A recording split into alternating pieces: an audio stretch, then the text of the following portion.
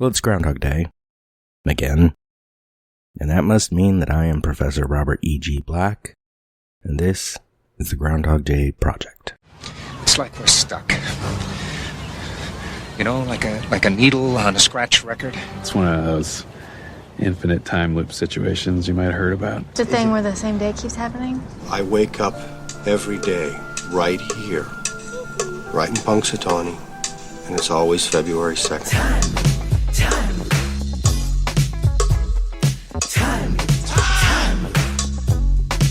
I promise to explain everything later, but I need you to trust me. Slow down! What are you, in a damn time loop or something? Today we are taking a look at Minute 9 of Groundhog Day. Minute 9 continues with the DJ and Sidekick banter, while Phil goes through his morning routine. Gets us through Phil's first encounter with Chubby Man, aka Man in Hallway, and ends with Phil entering the dining room at the Cherry Street Inn. As Minute 8 ended, Sidekick had just said, "It's cold out there every day." He concludes that line as Minute 9 begins, and Phil leaves the bed with, "What is this, Miami Beach?" As I said, while covering Minute 8, the DJ and Sidekick banter comes almost word for word from Rubin's original script. Phrasing here was slightly different in that original, "What does this look like, Miami Beach?" and was simplified by the second revision to what it is in the film. Phil walks from the bed, frame left, and the camera pans with him to the sink alcove. DJ, not hardly. And you can expect hazardous travel later today with that blizzard thing. Travel later today was the title for the Groundhog Day Project blog, day 263, 21st April 2014. By the end of that line, Phil has switched on 3 small lamps, 2 sconces on either side of the wall mirror above the sink, and a Scotty Dog lamp on the windowsill. Switched them on with one switch, not separately. He turns on the water spout on the right and puts his hands together under it. Sidekick. That blizzard thing. Oh, well, here's the report. Phil splashes water in his face only a sentence later than in all the various drafts of the script. Here's the report was the title for the Groundhog Day Project blog, day 110, 19th November 2013. The National Weather Service is calling for a... Phil splashes his face a second time. Big blizzard thing. DJ. Yes, they are. But a third splash. There's another reason why today is especially exciting. Another reason why today is especially exciting was the title for the Groundhog Day Project blog, day 54, 24th September 2013. Phil turns off the water and, while shaking his right hand, reaches under his body, still bent over the sink, with his left hand to retrieve the towel on his right. Sidekick. Especially cold. Phil dries his face with the towel. DJ. Especially cold. Okay. But the big question on everybody's lips. Phil is upright now, towel covering his face. Sidekick. Yeah, they're chapped lips. Phil lowers the towel and stares ahead blankly. The inane chatter definitely noticed, but not enjoyed. DJ. On their chapped lips. Right. Sidekick. Chapped lips. Phil dries his face again. Second 27, Phil and the camera move to the left. He's still drying his face. DJ. Do you think Phil's gonna come out and see his shadow? Sidekick. Punxsutawney Phil. There are 3 arched windows in the bedroom of Phil's room. They are frosted over. He goes to the center one to look outside. The camera stops moving, second 30. Phil's suitcase sits to the left of that window.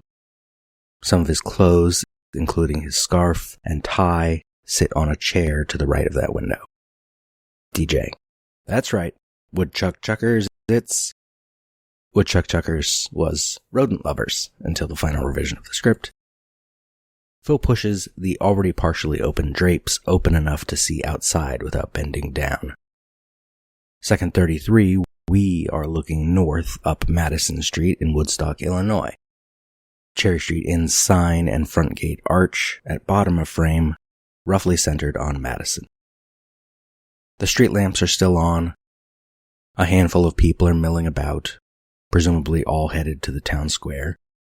A blue pickup, a 1990 Nissan, probably, there is some debate on the Internet Movie Car Database, is just turning right onto Madison from Fremont, posing as Cherry.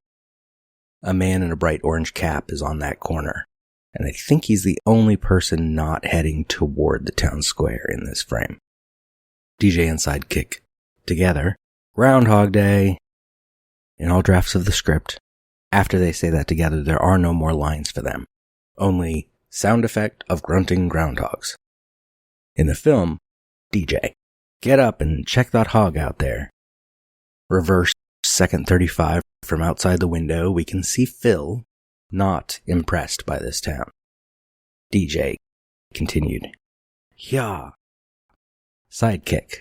Suey. Sorry, I can't do the noises like them. I'm not, I hope, an inane DJ gets off on being silly. Well, that's not true.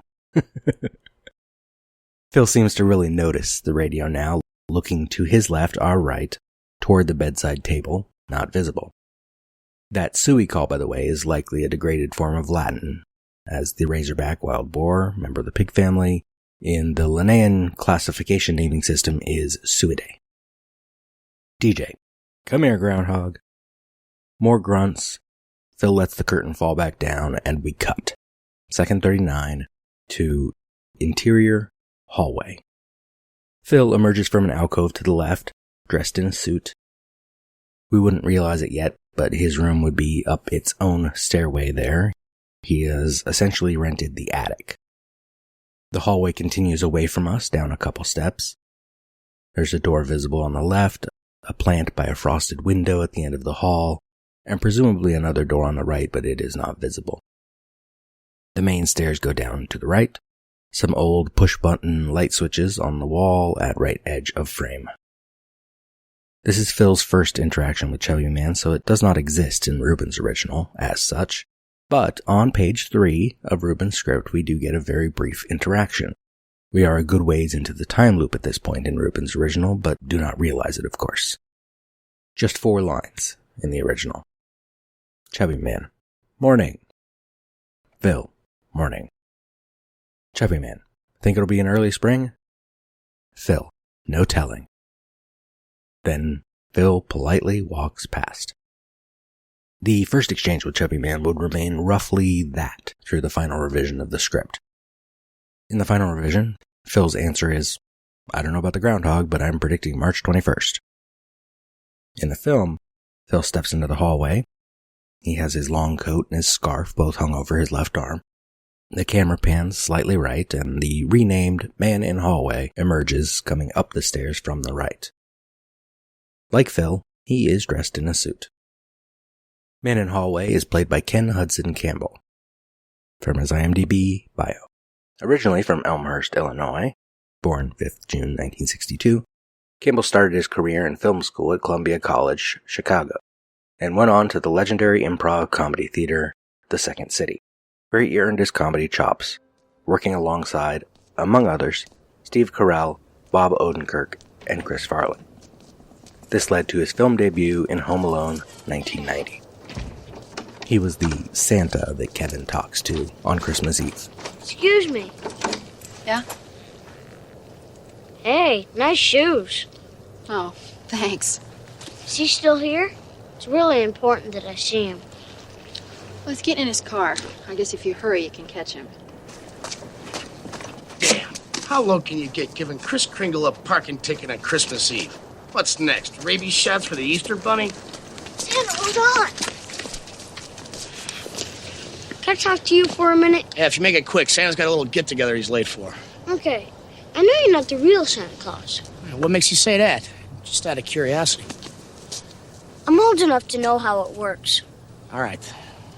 But I also know that you work for him. I'd like you to give him a message. Shoot.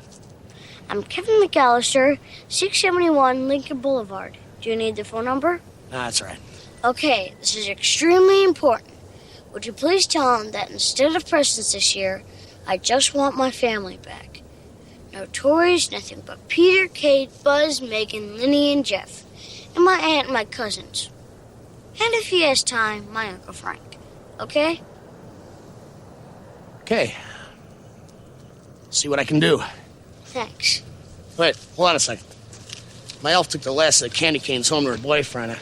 That's okay. No, don't be silly. Everybody sees Santa's gotta get something.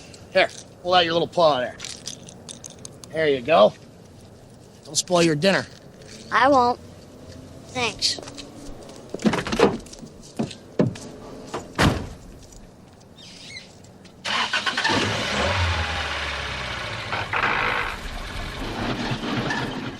A role on Fox's Herman's Head, 1991, followed. I'm Herman's Lust. Without me, he'd miss out on all the good stuff. You know, fun, food, babes. And Campbell's move to Los Angeles was assured. He has appeared in such classic films as Groundhog Day, Armageddon, and in many episodes of television. Notably, he also lived near me in the 2000s, and I would see him waiting outside the local elementary when I was there to pick up my own children. 27th October 2023, he was diagnosed with cancer, a tumor on the bottom of his mouth. Sky News reports, 12th December 2023, his daughter Michaela Campbell, who started a GoFundMe fundraising page, said he burst into tears after seeing people's generosity. It was the first time he really got emotional about the whole situation. It was kind of a shock to him to feel so loved, she told People magazine. The Office star Steve Carell donated $10,000 to the fund, and Jeff Garlin, Tim Meadows, and Big Bang Theory co-creator Bill Prady also donated.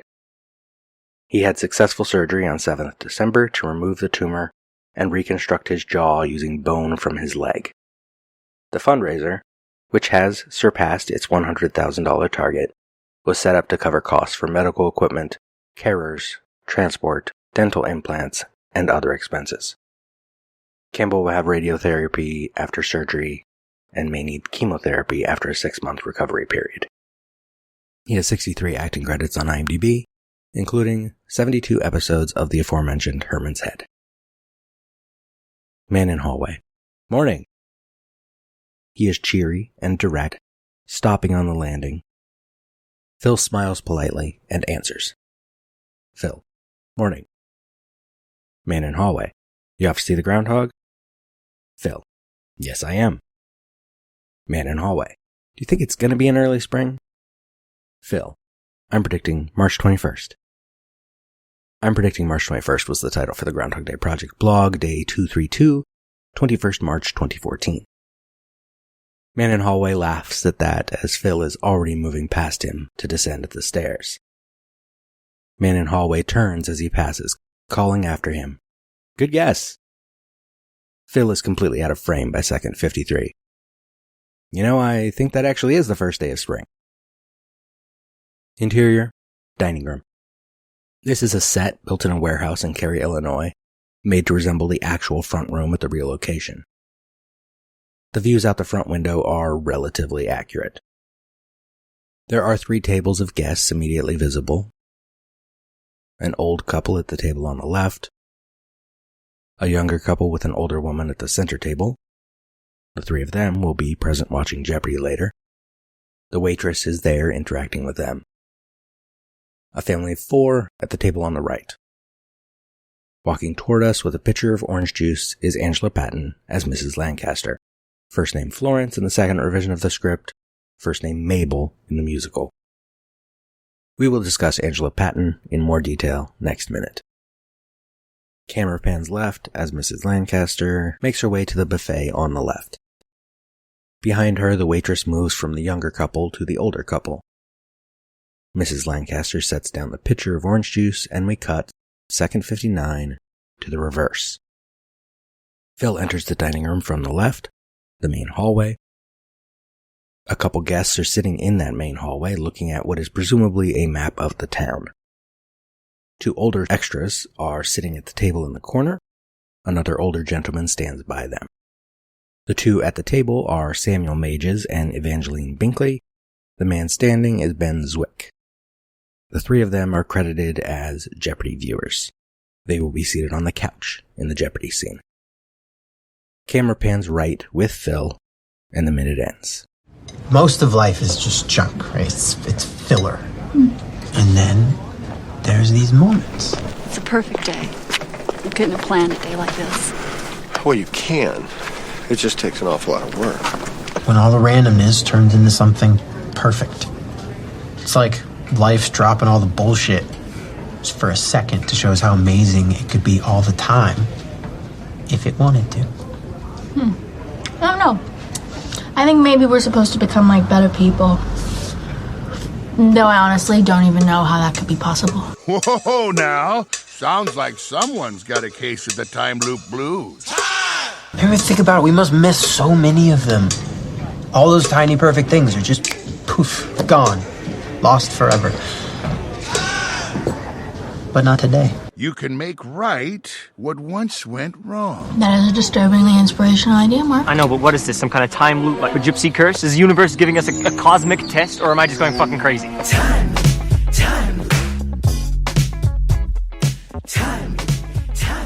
The last revision is what counts, apparently. What if we found them all? All the perfect things in this one town, in this one day. We could collect them. Our time loop of the week is the Lazarus Project, which lasted 2 seasons of 8 episodes each, beginning in June 2022. The show involves the titular organization that can reset time to the most recent 1st July to prevent extinction-level events. Its members, either naturally or by way of a serum, can remember the repeated time, creating malleable loops. Season 1 very quickly gets bogged down in our main protagonist, George, and his efforts to force a reset after his girlfriend and previously, or is it later, wife, Sarah, dies after being hit by a truck. Morality in the show is often quite gray, with our protagonist deliberately acting to explode a nuclear missile in Season 1, to another character, Rebrov, who is introduced as a former project member turned terrorist in Season 1, increasingly becoming another protagonist as the series continues.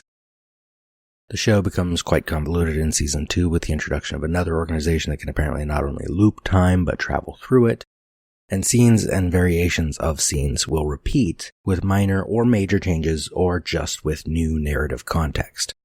So this is not a show you can have as background viewing. You will have to pay attention. Aside from the gray morality, one of my favorite parts of the show was just how often it comes back to the same looping series of events in the latter half of 2018, which was when George and Sarah got together, but also when another pair of characters, Archie and Ross, repeatedly tried to prevent a nuclear exchange while also dealing with their own romantic feelings. Another favorite bit, and I will leave out specifics so as not to spoil this one, was how the uncontrollable 3-week loop that drives Season 2 begins with one character shooting another, and it takes him many attempts to figure out how to save that character's life as the loop resets and resets. The show is not streaming anywhere for free, but it is available for purchase on, among other services, Apple TV+. And because I forgot to include it in this episode, next week I think I will tell you a little bit about something from the musical, because the DJs are very different. Knew you were gonna say that. This has been a production of Lemming Drops Studio. You can find links to more at lemmingdrops.com or join the Facebook group Lemming Drops Studio Tour. Also, you can support all my shows at patreon.com/lemmingdrops. What is wrong in the end which never comes? Or which comes again and again, lapping, like waves. Since the Big Bang set everything in motion, everything that happens in this universe has to be the way it is. Particles unfolding the way they're destined to. How do you sleep at night? You've never seen Groundhog Day? Yeah, you know Groundhog Day is not a documentary. Remember when Groundhog Day was just a movie? There's another reason why today is especially There's another reason why today is especially exciting.